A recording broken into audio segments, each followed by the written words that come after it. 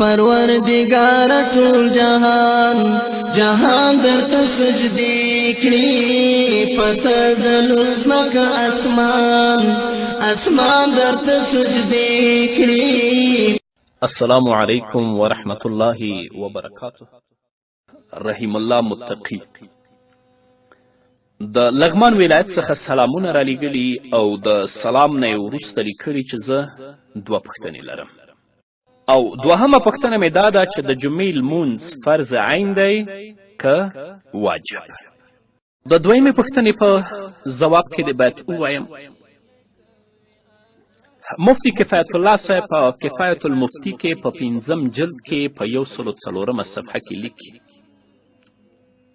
د جمعې لمونځ ځان ته ځانګړي شرایط لري. کله چې هغه شرطونه موجود شي نو د جمعې لمونځ فرض دی او که دا شرایط نه وي موجود بیا د جمعې لمونځ فرض نه دی. اول دا څوک چې د جمعې لمونځ ادا کوي هغه به آزاد وي. دویم دا مقیم به وي په ښار کې. دریم دا جوړ به وي یعنی مریض به نه وي. څلورم دا چې امن به ورته حاصل وي. پنځم دا چې مصر یا به فنا د مصر وي. شپږم دا چې پاچا به وي یا به نائب د پاچا وي. او اووم دا چې وخت به د ماسپښین وي او خطبه به وي.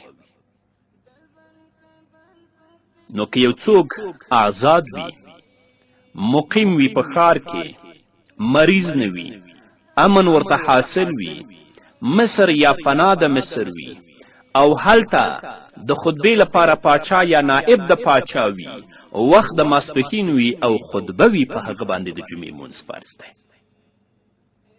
او پاتې شوه دا خبره چې په نن زمانه کې اجرا د حدودو او تنفیذ د احکامو نشته، نو هغه بل فعل کېدل او جاری کول دا شرط نه دي، بلکې مطلق قدرت شرط دی چې د ښار او د وخت حاکم به قدرت پې لري، لکه څنګه چې بحر رایق دا مسله په تفصیل سره لیکلې ده.